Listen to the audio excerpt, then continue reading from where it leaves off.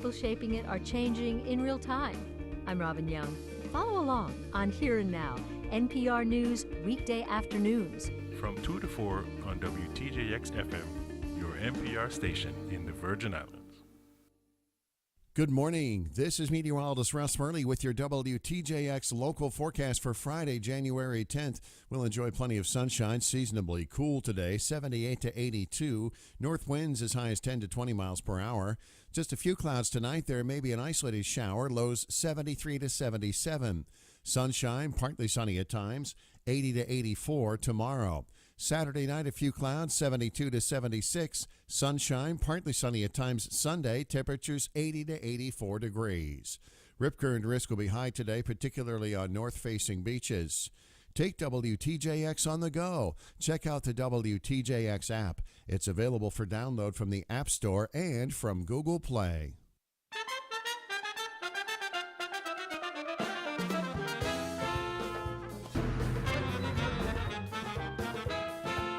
WTJX 93.1 Charlotte Amalia, your NPR station in the Virgin Islands. The views and opinions expressed on Analyze This are entirely those of the on-air participants and do not reflect those of the station's board, management, staff, or underwriters.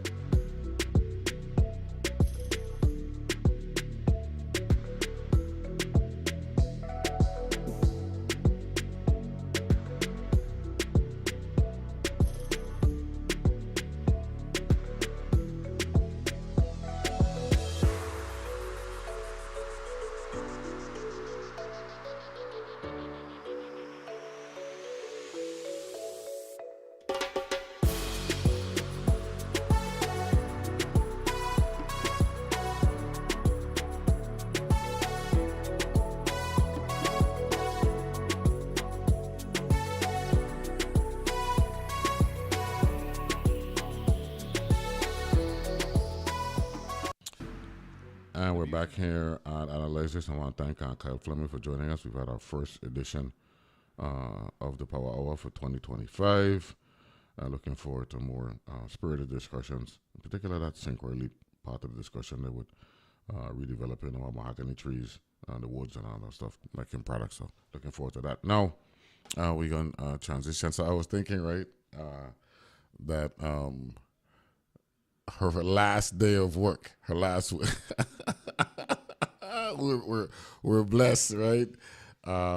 Friday, January 10th, 2025 wraps up 6 full years. It started on a Monday, right? In 2019. Get closer to the mic. You want to change the microphone for her? Oh, that's good. She's good there. Okay, good. Because we're streaming now, right? We're streaming now. So for those who are listening, if you want to catch us via stream, we're good with that. We got Senator Donna Frett-Gregory joining us here in the studio. We're blessed. We appreciate that. Good morning, Madam Chair. How are you? Good morning. Good morning. Turn on the microphone now. She's good? Okay, good. It started for you where the legislature is concerned in January 2019. That's correct. Right? I can't hear. Get a little closer to the microphone, Senator. And there we go. And now you've got 6 years in the administration, but that wasn't your first gig in the legislature, to my knowledge. You actually did some financial work in the legislature once upon a time, way back in the day. A long time ago. Okay, that's good. Many moons ago. Yeah, get more. You know something? Come out, Mr. Engineer. Yeah. No. Okay, well, yeah. But I think we should just situate her to move to this microphone here, one time, right? So, Senator, slide over there. We'll let the engineer come over and put you on a different headphone and all that stuff, so you can get even more comfortable, because we got a lot of stuff. I gonna talk so that while we doing that, we good. The reason why I asked her that, you want more you can't walk alone. Don't worry about that, man. The public can't worry about that, man. That's how we situate the senator better. Yeah, get out there, take off them headphones there and put on that new set of headphones there, so everything could go, because we're streaming and we want to make sure that you're directly and put that one down. Correct. I make sure you pull you down, get you down in the corner. I got you like when I'm like a psychiatrist has a patient on a couch here in the studio. I'd like to apologize to the audience. They're both, we didn't realize. There we go. Fix that microphone up. How is she? She's good there? Better? Oh, much better. I could hear you much better. Pull that microphone up just a tad bit more. Up. Oh, there you go. And we're good. So, good morning once again, Madam Chair. Glad to have you here. Good morning. You worked in post audit back in the day before you became a senator? Actually, I worked in the legislature before I became senator in 1987. I initially started off in the business office. The business office? Yes, and then I went to post audit. So I worked in both the business office and the post audit division. That's the first government gig coming out of college? Actually, coming out of college, but actually, I'll tell you this. During my summers, I actually worked in the accounting office of WAPA. Okay. For many, 4 years. So you're working in what's it called? That's semi-autonomous instrumentality? Yes. So you did that and then graduated from where? I'm graduated from Morgan State University. Oh, you're at Morgan State? I'm a Morganite. Carl Knight, all you Morgan State folks. Judge Swan, our new A large list. Yeah, Michael Chang, a whole list of them. Yeah, Okay, good. Harold Willocks. Yeah. That's Baltimore. You know what I'm saying? That's right. Judge Swan, Justice Swan. Yes. Ive Arlington Swan? That's right. Yeah? That's right. Yo, I love that name. I love that name. You could tell from me saying the whole name, right? So then you work your way throughout different branches of government, and then commissioner, education. Yeah, I mean, you kind of skip a lot. Yeah. You skip a lot. You Yeah, skip because a lot, I want to get to legislature. I want to get to I the know 6 years. you're rushing to brush on me, right? Yeah. Yeah, But I'm Justice Department? I worked at the Department of Justice. That's actually my longest serving position in government. I worked in the Department of Justice for 15 years as a director of operations. Okay. But before that, I actually did a stint at the Department of Education as the district director. You remember back in the days when they had district and state? Yeah. That was under Governor Farrelly, actually. Okay. Yeah, district director of administrative services. I was responsible for the St. Thomas St. John District Financial Affairs. Did you ever see yourself ascending to a commissioner of education? No, Right? I didn't see it at the time. Is that a more managerial position than it is an educational curriculum thing, looking back at it? Looking back at it, I think it's very managerial, but you have to have the right curriculum and instruction staff around you. So I think that's important because a lot of it is how you manage, how you balance the work. Do you think working at the legislature, justice, WAPA, education, Port Authority, right? You think that at least 5 that we know of, and there's probably some more as well, actually gave you an advantage going back to the legislature to legislate? It gave me an advantage. I don't know if it's about legislating, but it gave me an advantage because I, have a broad That's the word I'm looking for. knowledge of government and the internal workings of government. But serving as a legislator is a lot different, and I'm certain that you know that. I had to do some adjustments as I serve as a legislator because you're no longer a manager of anyone. You have to work with your colleagues and you have to strike that balance with your colleagues if you want to be successful with moving your legislation forward. So it's all about your ability to collaborate and your ability to tell that story so your colleagues can in fact actually buy into your legislation. Well, it's a deliberative body. Absolutely. Right? So you got to communicate, right? That's number one. But I would venture to say that if there are 2 avenues that are, I'll use this word, preferred or preferable about being successful in the legislature, it would be a law degree, knowing the law and knowing how law impacts everyone, or your route where you've been in so many different areas in government that you understand how government is supposed to work, because that's what legislating for the most part is all about in terms of making laws. Agreed. Okay, good. So we agree on something, right? We're not going to agree on everything, but By the way, one of your people that was saying, she sung in too low. So I asked them, how about now? And he said, sung in good now, and give me a thumbs up. So Great. you're good to go. So, any regrets over the last 6 years? Absolutely not. No regrets. I totally enjoy being your senator. Yes. Although we are in the St. Croix district, I feel you know that the work that we do, regardless of what district you are elected in, it impacts the entire Virgin Islands. So I have no regrets. Of course, from time to time, you probably voted on a piece of legislation that you felt like, a little wary, iffy about. But for the most part, none of us are perfect. Mm-hmm. We're not perfect people, and from time to time you will err. But I don't have any regrets in this work. The work has been good work. It has been the pleasure of my career Mm-hmm. to serve as senator and to really make an impact on policy that impacts the Virgin Islands overall. So I've totally enjoyed this time. I mean, there are days when you're like, this is tough. I don't think folks really understand. Sometimes your community don't really understand what it truly takes to be a legislator. And I think that's the legislator's fault because we don't do enough. You know what? I was looking for the segue. Yes. And you gave it to me. Yes, we don't do enough of. So I'm gonna take it right now. Yeah. Right? Because the topic of the day has to do with this salary thing, right? Now, I am a staunch defender of the institution and the members. I am biased, and so I'm admitting that to the public up front. I'm big on legislative branch over the other two. That's just how it is. This issue about the salaries, Senator, I want to go back to not where we are now, but something that happened that I believe is regrettable back in 2020. And I brought it up. I know I'm make some enemies, but I think those who want to be, look at it that way, they're really looking at it in the proper context.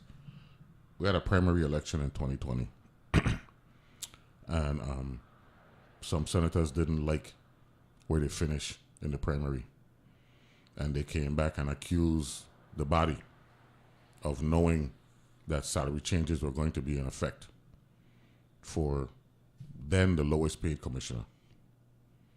So we had the, making it public, and as a result, knee-jerk legislation, Act 8384, which amended Act 7878, which had established a compensation committee for public officials. Whatever happened, all I know is we had two senators, one in the St. Croix, well, actually three, two in the St. Thomas district, then Senator Bobby Thomas, Atney Bobby Thomas, and Stedman Hodge, and on the St. Croix side, Alison Digazan. Thomas ran second in the primary, Stedman Hodge ran fifth in the St. Thomas St. John primary, and St. Croix, Senator Digazan finished third in the primary. They all lost in the general election, I guess perhaps of what they said during the deliberation and all that stuff, right? Here's my problem, Senator. And one thing I appreciate with you, you've been candid. And, so I want to let the public know. Act 78, sponsored by Senator Positive Nelson in the 31st Legislature, and a lot of us signed on as co-sponsors, put in place a periodic review every 4 years to look at salaries for executive officials, which I believe is sound, if not brilliant, legislation. It's important because we need to know where we are at a particular time in terms of compensation for for executive officials, unelected. That knee-jerk bill, Senator. Amendment. The knee-jerk amendment to Bill 33-0342, or whatever it was, that became Act 8384, create this problem now. So am I to understand, based on what you've seen that people have been talking about for the last week, that senators are never supposed to get a raise? Only everybody else going to get raised, and senators, because they're afraid that they're going to lose their seat and all that stuff, they're going to continue to devalue the institution and its membership? In your opinion? Well, I think there's a lot of political pressure around, the work that senators do. And the community views, they look at the legislature as that, and they should, as that body that should make the necessary policies, laws to improve the lives of Virgin Islanders. But I think what happens is the legislature basically bears the brunt of all that's happening that's not happening. That makes sense? Yes. Right? But what's missing is the implementation component is missing. So the legislature passed laws, and the expectation is that, not the expectation, it is hereby enacted that as of XYZ, this should happen. And that is the responsibility of the executive branch. And in instances where it's tied to the judicial branch, it's tied, then the judicial branch will do their piece. But for the most part, much of the work is tied to the executive branch. And there's the expectation that if it's not implemented, the legislature have oversight responsibility. And we have the respective committees, and the committee should meet and have the discussion. Let me stop you right there. Right? Stop you right there. There was a time, and we did the math. We spent Tuesday and Wednesday on this show. I had on Doc Cole and Usi Richards, former senators, on Tuesday. I had on Doc Cole on Wednesday. We did some history. There was a time when a senator's salary was 81% of the governor's salary. At the time, governors were making $80,000. Senators are making $65,000. When the senator's salary went up to $85,000, the governor's salary went up to $150,000. So that went down. I think it was like 69%, somewhere around there. If in fact the salary adjustments were to go into effect, the governor would go to $192,000. Senators would go to $95,000. That would bring senators' salary at 49% of what a governor is making. Yet all are elected. No, don't get me. I'm misinterpreting the fact here. The governor's role is way more expansive than a senator's role. The first branch is just as important as the other two branches because they're all co-equal. But the notion that senators should continue, the way you say, bear the brunt for what's not happening. Correct. Right? Is number one, unfair. Number two, fundamentally flawed. But how did we create that? How did that occur? We've had senators in the past who would do anything to have the title and not look at general fairness. You know, you've heard the cliche, you get what you pay for? Yes. I think it's applicable right now.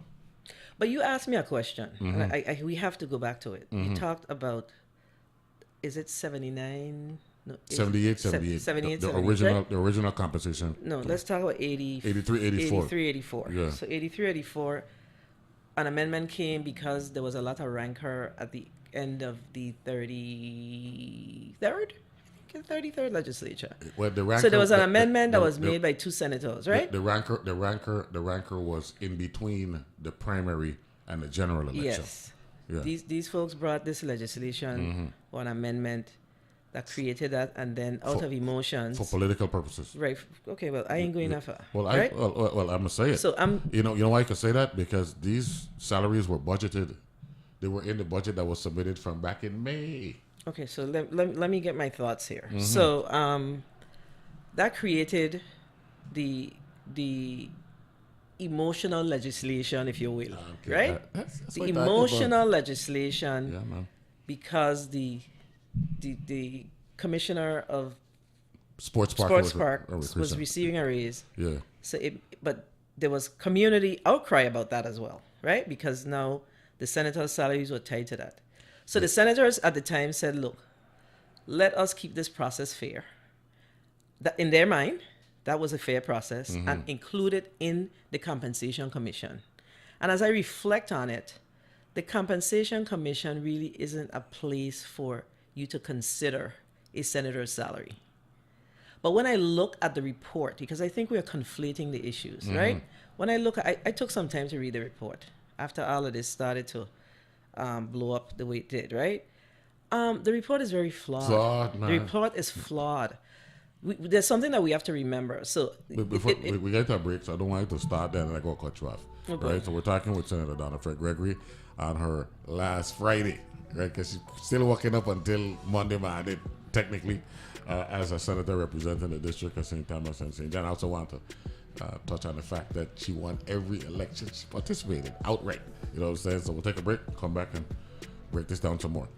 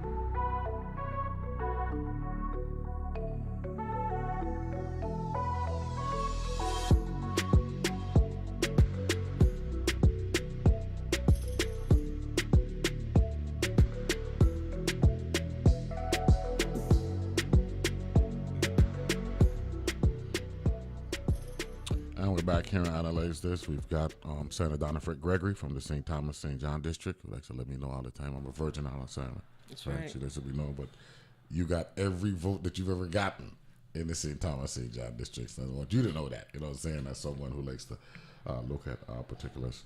One of your constituents said, I actually refer to DFG as bad woman. Oh, boy. No, I think you look at it in a good sense. You know, she know who it is. He says she know who it is. So. No, I don't. You know. When we first almost text me, you must know that. Okay, so you know what time it is. But we were talking about the compensation committee And the flood. and the flawed report, which means that they didn't pay attention to the mandate of the legislation and the statute. Thank you. Exactly. And that's scary because we talk about interpretation of a lot of things. And what we're hearing now is they only looked at the Senate president and they didn't look at the members, the other. But how do you look at the Senate president? I'm not meaning to cut you off, but how do you look at the Senate president? The that. Senate president is not elected by the people. He's selected by It's his. selected. You're elected by the people, but the presidency is selected by your peers. Your colleagues, correct. Your colleagues. Yeah, man. So it's senators. So By statute, that excuse is unacceptable. it's unacceptable. And by statute, the legislature's Senate president makes $10,000 more than whatever the senator's salary is. Strictly because he or she has an administrative responsibility to Exactly. lead the branch. That's all it is. But in addition to that, though, if you look at the report, right? And that look kind of skimpy when you think about it. But me ain't gonna say nothing because people want to blame. You know what I'm saying? No, That but really should be like a $25,000 deal. You know what I'm saying? That's just Neville's opinion. Doesn't mean I'm right. But I'm just saying, based on the workload, having been there, and you've been there yourself, it's not an easy gig. It's not an easy game. But let me just say to you that it is clear to me that the Compensation Commission, and I'm not throwing them under the bus, but it is clear to me that they gave the contract to, Gallagher? Gallagher. A company by the name of Gallagher. Gallagher did not have a clear understanding of the laws of the Virgin Islands when it comes to certain boards and commissions, etc., and definitely didn't understand how the legislature is organized. And once they provided the report back to the board, they did not take time to review it. Just for And those that is very clear to me. Well, that's I want to take up this whole interview on this issue Yes. because it's unfair to you. So I'm not going to do that. But I just want to say for those who are listening, right? So I don't believe that the legislation needs to be repealed. I think that the legislature needs to be very clear on saying that they do not accept the report because the report is flawed. I'll tell you, if you look at it, the first paragraph in the report. No, hold on. 6 years later, you sound good. Thank you. Seriously, you know what I mean? Everybody has that learning curve. You know, I mean, you always sounded good, but I could see you actually flowing now. You know what I'm saying? Having, the experience. But let me just complete this one thought, and you're right. and then we can move on. Mm-hmm. It is clear if you look at the top portion of the report with the words, I forgot what the section is called, you will see that it speaks, they have included senators in the same category as boardmanship. Did you see that? Yeah, man. And then in the second section of the report, it's conflicting with the first section of the report. Mm-hmm. The report is flawed. And that's the concerning part about it. And if we had an opportunity to review the report, then somebody like myself would have brought those things out. Mm-hmm. For those of you who may be interested, the Speaker of the House makes $30,000 more, $29,100 more than the other members of the House, and for obvious reasons. That leadership requirement is greater. Now, But let me go back though. But we have to look at. I think we need to take some time though, and then we could move on. I've said it already. Mm-hmm. That's when you're in church and you're doing a sermon and they say, "This is my last one. This is my last one," right? But perhaps we need to take a look at 83, 84, and perhaps go back to the original legislation. So there's some work that needs to be done around this. But we need to do a review. 78 merely establish the protocols, right? And a timeline. In other words, one of the provisions in 78 says that of January 15th this year, another review is in order. It's an every 4-year deal beginning in January 17. So that'll be 17, 21, and now 25. When putting 83, 84 together, because of the emotional legislation, you said, the need. It was an amendment. It was not an amendment. It was a bill. It was a bill, but it was still legislation, right? It was an amendment, right?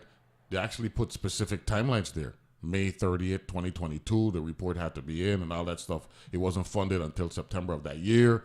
So just chaos and confusion. That's unfortunate. However, the real issue is, how do we get at a comfortable salary structure without it being biased in favor of one branch versus another branch? And that, to me, is what the Compensation Commission really should be about. That's the intent. And it looks like that didn't pan out. To me, they didn't properly interpret the language of the legislation, of the statute, and that's creating where we're at now. Correct. Right? So I just want to get that out of the way. And I don't want people to think that you're willing to run from that. You're going to run from. I don't have to run from that. No, not at all. Right? Biggest issue facing the Virgin Islands 6 years later. Well, it was the biggest issue facing the Virgin Islands when I came, and it's still the biggest issue facing the Virgin Islands. Yeah. So I think, our disaster recovery definitely has been very slow, but from an economic development perspective, the biggest issue facing the Virgin Islands is, where do we go with our utility systems? Energy crisis? Energy crisis. The energy crisis continues to be the biggest issue. And I am a firm believer that in order for us to accomplish or truly begin to address that issue, I'm certain that it's being addressed, but address it where the community has a clear understanding of what's occurring around the work, is you have to lay out the roadmap. You have to share with the community exactly what's happening, why it's happening, how it's happening, when we move the goalposts, why we had to move the goalposts. This requires communication and a clear plan and path forward. And that's something that I believe I've asked for as I do my work in the Senate, and it's not something that's been forthcoming. And I'm not, it's just like, like when you have an idea in your head. So the folks that do the work every day, they have the idea, but they're not laying it out clearly for the community. And that continues to be an issue. So that creates a lot of anxiety.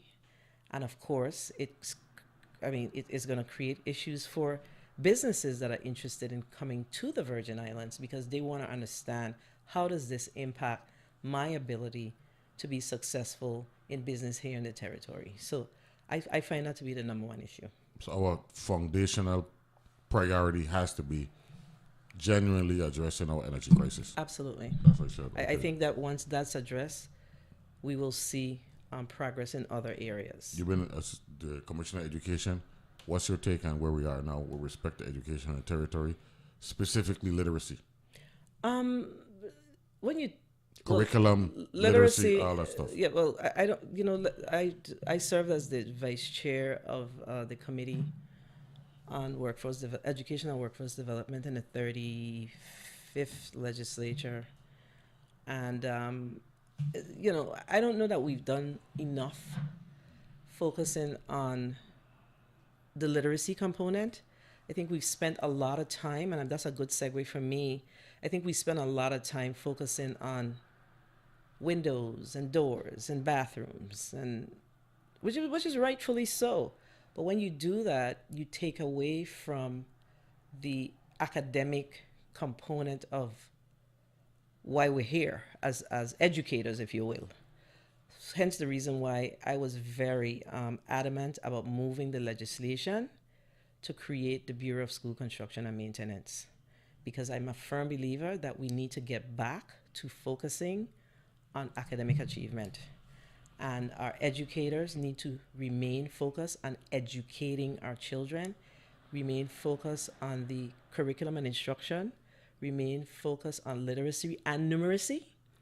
And I don't know that we've done such a good job of that, because it's very distracting when you're dealing with building schools, fixing bathrooms, and all of that. So hopefully we'll be able to implement this, bureau in a very meaningful way. And again, we have to be mindful of our implementation. What we just talked about earlier with regards to the compensation commission, that's a bus. Everything can be a bus. We have to be a lot more focused. We have to be willing to take advice. We have to be able to listen, and we have to be able to collaborate. And if we don't do that, in as much as we're well-intended in moving policy forward, if we don't do that, then we will always find ourselves in these types of situations. So I think that we have a lot of work, to your question, still around literacy and numeracy in the territory.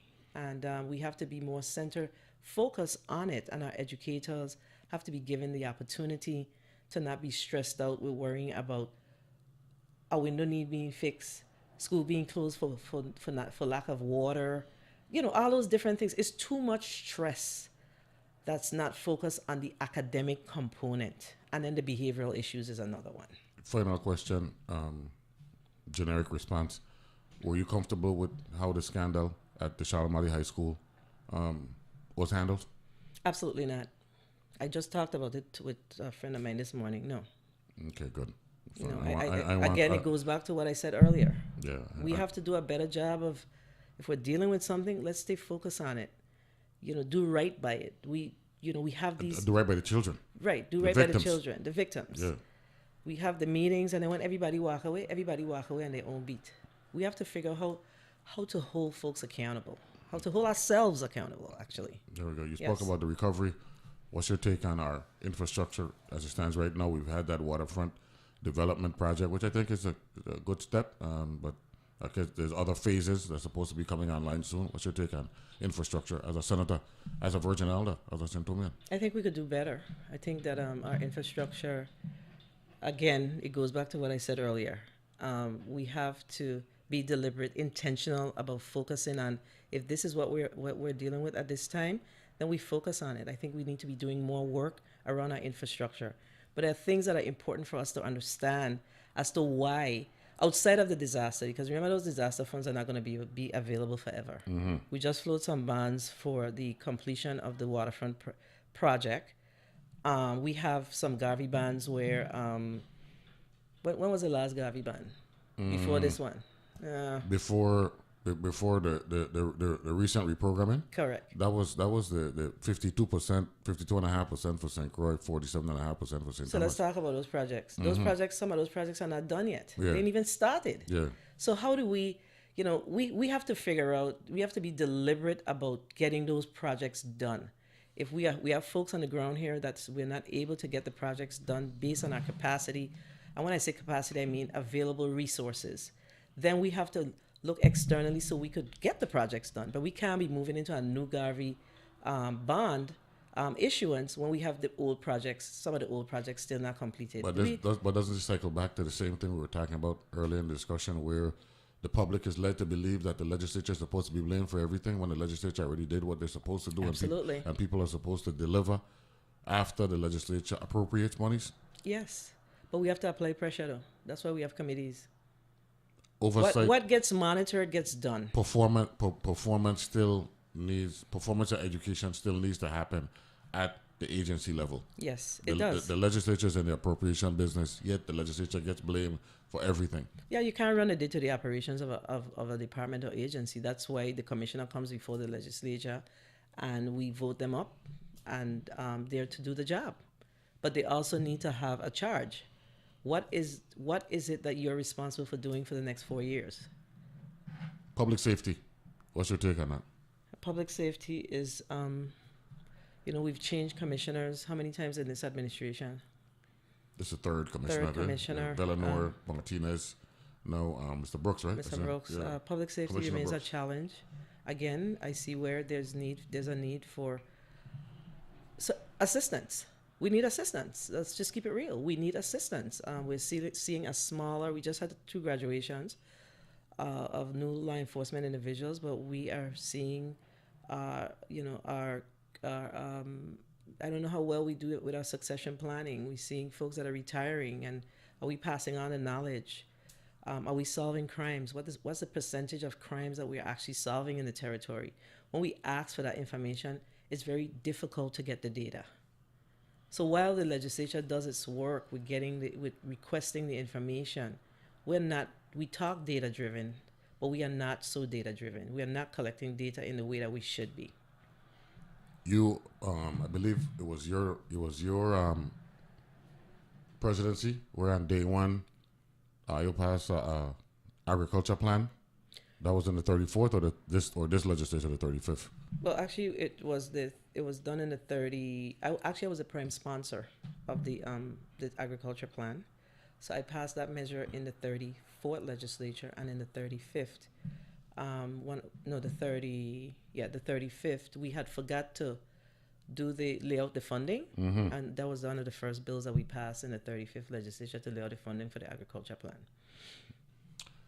And agriculture has to be a priority because we're importing over 90% of what we consume. And we've done our part to make sure that it's a priority. Again, it goes back to the implementers. We've done our best to fund it. Every year since the legislation has passed, we've made a commitment to fund it, and we've been doing that. But again, the implementers have to do their job. They have to buy in. You have to buy into this work. Otherwise, it's not going to get done. Again, everything that we've said goes back to one central thing. Being intentional and deliberate about what your part of the puzzle is. Still got to feed ourselves, man. We have to. And St. Croix in particular. And we have the ability to do it. Yes, St. Croix in particular has, we're not short on the resources when it comes to the available land, agricultural land, to actually support us really making agriculture a real thing for the Virgin Islands. It's very doable, but we have to have the what? What do you call it? The will? The will. Fortitude. Fortitude, yes. We're talking with Donna Frett-Gregory, Madam Leading Vote. Get us 6 times over, 3 primary, 3 general elections, wrapping up a 6-year legislative stint. And when we come back, we're going to talk about her future, her political future, right after this.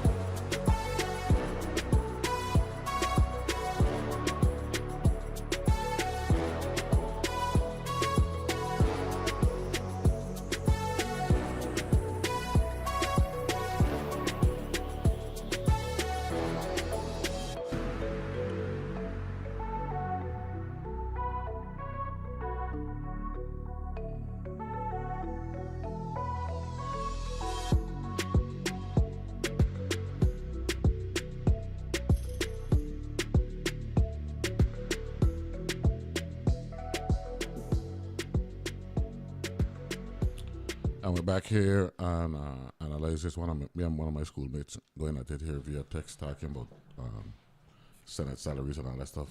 And I had to let you know there'll be no backing down on my part. Anyway, he and I have been doing this for the last 4+ years, so we're good. So, what prompted I'm not seeking re-election to the 36th legislature? A couple of things. You know that my mother is not well. Okay. Sorry to hear that. Yeah, she's older. She's 92. So I wanted to take some time to spend time with my mom. Okay. So it was a personal thing. It's personal, but I also want to take some time out. I mean, I've done a lot of hard work in the legislature, a lot of very intentional work in the Senate. And, one of the things that we're not good at is we haven't been good at is sharing the successful work that we've done. But I also wanted to take some time to do some exploration, explore, meet with my community and explore the possibilities of running for higher office. So that potential is alive and well? Yeah, I'm actually exploring that. Exploring that. The emphasis on explore. Yes. Wow. Yes, emphasis. So the speculation that we've been hearing, you are saying today and analyze this, that that potential is real. You're not making an announcement, but you're saying you're exploring, seeking governor, lieutenant governor, which is higher office than the legislature right now. Is that what you're saying? I'm exploring higher office in the Virgin Islands. Oh, that's right, because it could be delegate as well, too. That's right. Sorry, so I apologize. Yeah, I like that. Higher office No, I like that. So, I like that. You are, given how we've seen the folks, and I have the ability to say this now because I'm not an elected official, so I don't have to worry about political backlash. The beatings that elected officials take. First of all, you think that's fair? Of course, it's not fair, and I could tell you, I have been the a receiver of those beatings last election. Is there anything that we could do more? I mean, we've had civics legislation and all that stuff, because in my estimation, I don't believe enough of the electorate is as knowledgeable as it should be as to the role of government in the Virgin Islands. Well, the thing is, the legislators and elected leaders and government leaders overall should be educating every opportunity they get, educating the community, having those conversations. A lot of times, because when you have these discussions, folks are so far left and so far frustrated with what's happening in the Virgin Islands. It's really hard to have the conversations.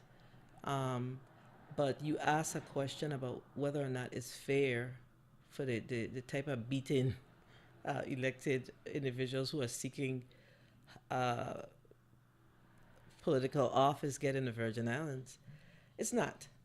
But social media and all of those things have created that. People are now able to hide behind their computers and do the bullying, etc. Let me ask this question, because it predated social media.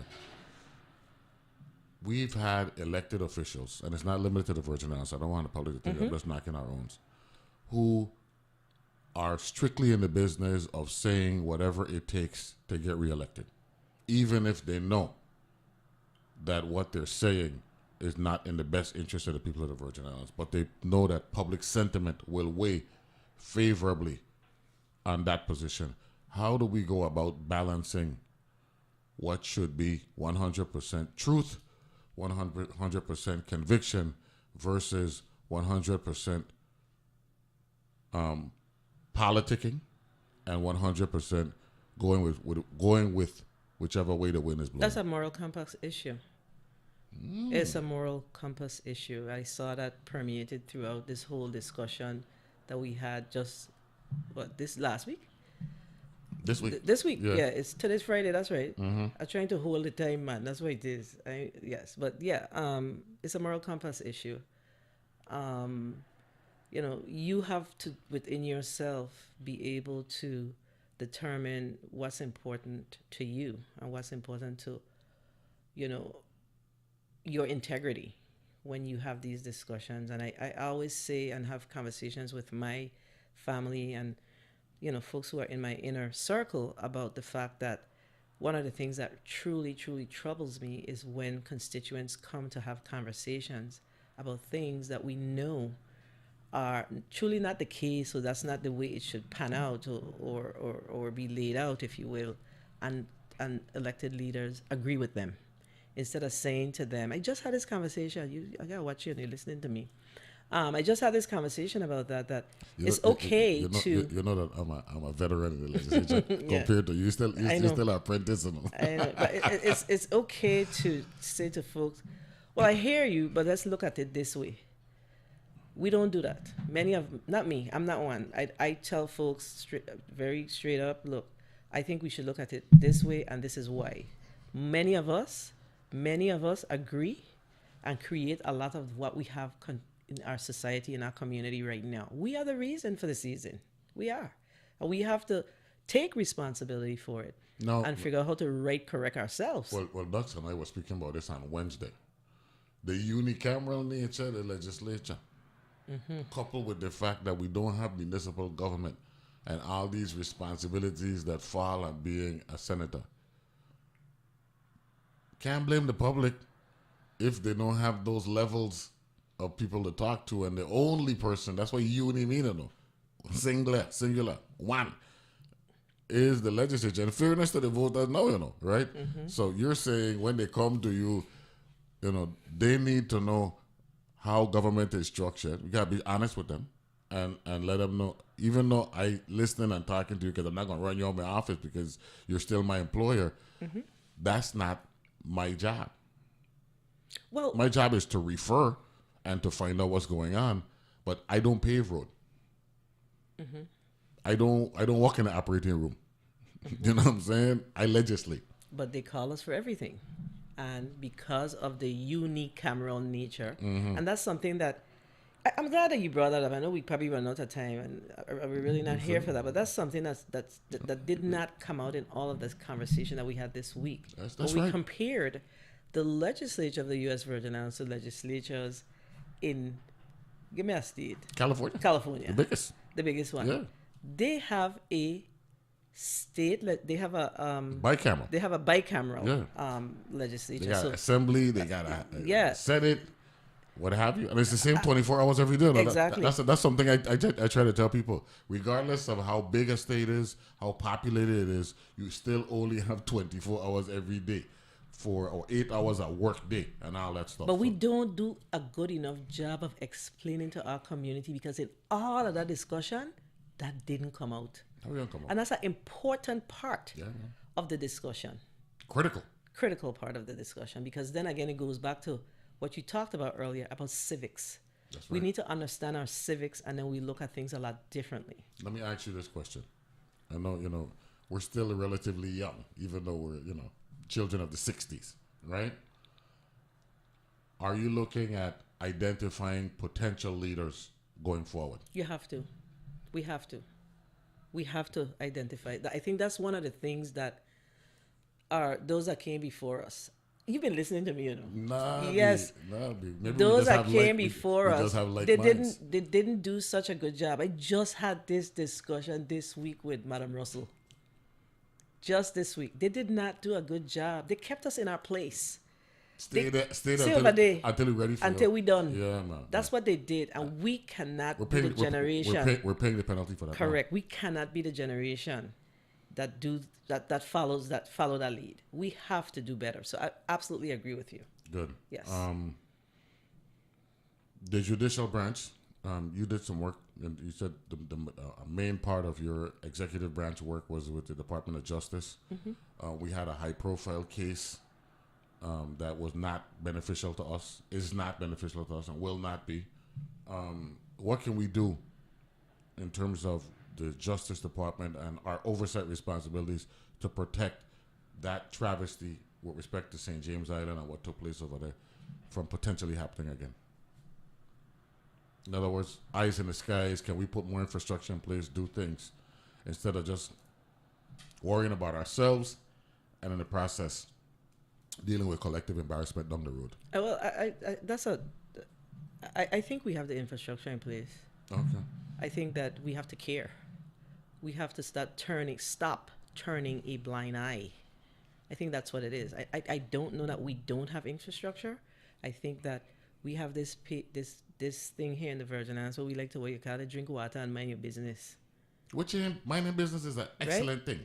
But no, I'm talking about you mind your business. You don't mind from a governance responsibility. That's a different discussion. Right, you don't mind your business when it comes to the governance responsibility, and a lot of that happened in this particular instance. Okay. So I don't know that there needs to be any additional infrastructure. So infrastructure ain't the issue. It's will and performance. Yes. Okay, good. Let's cycle back to healthcare because you mentioned moms and want moms to make it to 100 just like Jimmy Carter did and beyond that, right? Yeah. One of the issues that I got a lot of traction with here one morning was when I came in complaining about the fact that we don't have morning flights from the Virgin Islands to Miami like we once did, and that impacts us from a healthcare standpoint and all that stuff. When I brought up, I wasn't even thinking about that aspect. Tanya called me and said, well, Neville, you realize that if you catch that 9 o'clock flight, in particular this time of year, you take a 9 o'clock flight to Miami, you could be in Miami by 10 minutes to 11. That's right. Now, that's not the case. We got flights bunched up in the afternoon into the evening. You worked at Port Authority. You've been on the health committee at least once. No? In 3 years, in 3 terms. Can we, what can we do? Is there anything we can do to work with that, to get that back? Because we've been, American Airlines been good to us. Other airlines been good. But we've been good to them, too. You've been good to them. And, how can we make some requests? That started after the hurricanes, the major storms that we had, the Irma and Maria. That's when we started to see the flights changing, and we thought by now it would have come back. Itineraries, yeah. The itineraries, yes. We really need to have that deep dive conversation with the Port Authority. We need to apply some pressure, find out what the issue is. The Port Authority negotiates. You got to do with costs for overnight and all that stuff. Why? Everybody's in the subsidy business. Yeah, but they took advantage of us because they were doing it before because they had to go. The first, you remember the first, what they were saying is they couldn't do it because the hotels were down and they have to stay in a certain 4 to 5 star hotel. Yes. Those hotels are now up. Yes. So they really have no excuse, but it now goes down. It goes back to now their costs. And you can't tell me staying at Buccaneer in St. Croix ain't tantamount to a 5-star setting. It is. So I'm just saying. So they take advantage of it. But again, we have to be intentional about the conversations that we're having. So it's happening. We haven't done anything about it. But that's really what it is. But it benefits them too. So because those flights are always full. When you took a morning flight, didn't you find 95, 100% capacity? I did. So I want to know why I was missing something. So nobody even fuss about it because customs they want to come in early. They are now benefiting because now they don't have to pay the overnight expense. So absolutely, that's something that we have to. We have to drill down on, and that's Port Authority and the Department of Tourism. No, great conversations. They run fast. So one of our folks in comments said, this should really be a 2-hour conversation. So I thought it was going to be. I had them. No, I let them know. The reason why is because you're free as of Monday, so you can come out whenever you want. You can even be a part of the roundtable from time to time, and that's a good thing. So I'm inviting you on right now. Nice. So I want to make that clear, right? Okay. The door's open. That's number one. Number two, what do you want for the Virgin Islands as a Virgin Islander? Remove the politics. You shouldn't want everything blissful for your home land and your people. I want the people that choose to live here, who are from here, and choose to reside here, to live a decent life. Decent life. We all have Healthcare. Challenges. We want, and in the Public decent safety. life. Education, all the perks. Yes, let me finish. I was going to say that. Yeah. So, a decent life. We need to. Nothing said decent. And I'm going to tell you something. It should be a little bit more than decent. You touch on healthcare, and we know that based on a geographical location, we're going to have healthcare challenges, but it doesn't stop us from having relationships on the mainland. Correct. Where we're able to, if we have a individuals who have a particular ailment, that we are able to have those connections. We have to fix this. We have to figure out how do we support. We have universal health care, so that's in itself a challenge, right? But we have to establish relationships outside of the Virgin Islands to address our healthcare issues. We do. And we can't keep talking about it. So we have to get to the action. So basically, what I'm hearing is you're telling me that everything that we're focusing on isn't limited to tangibles. We got to focus on intangibles as Absolutely. well. Okay, so I'm talking about. I want to congratulate you on 6 productive years as a senator in the Virgin Islands legislature out of the St. Thomas St. John district. I want to respect the fact that you've decided, you're going to take a break, maybe seek higher office, take care of moms, but recalibration is important, right? Absolutely. Can't be working, you wear out and all that stuff. You have a great appreciation for the legislature, having been a senator now? Oh, absolutely. I've sat on both sides of the aisle. I've sat as a testifier, get blows, and I've sat on the other side, and definitely have an appreciation for the work that's being done, that should be done in the legislature. I think we just have to make sure that we hold our elected leaders accountable, and we do it in a meaningful way and not in a way where we're misinformed. How soon can I get you back? Can I get you back in February sometime? Absolutely. As soon as I take me hour. You got it. Senator Donna Frett-Gregory, thank you very much. Congratulations Thank on you. being a legislator on behalf of the people of the Virgin Islands, specifically St. Thomas, St. John. I want to thank Kyle Fleming as well for the first edition of the Power Hour 2025. Enjoy the weekend, be good, and be safe. All right.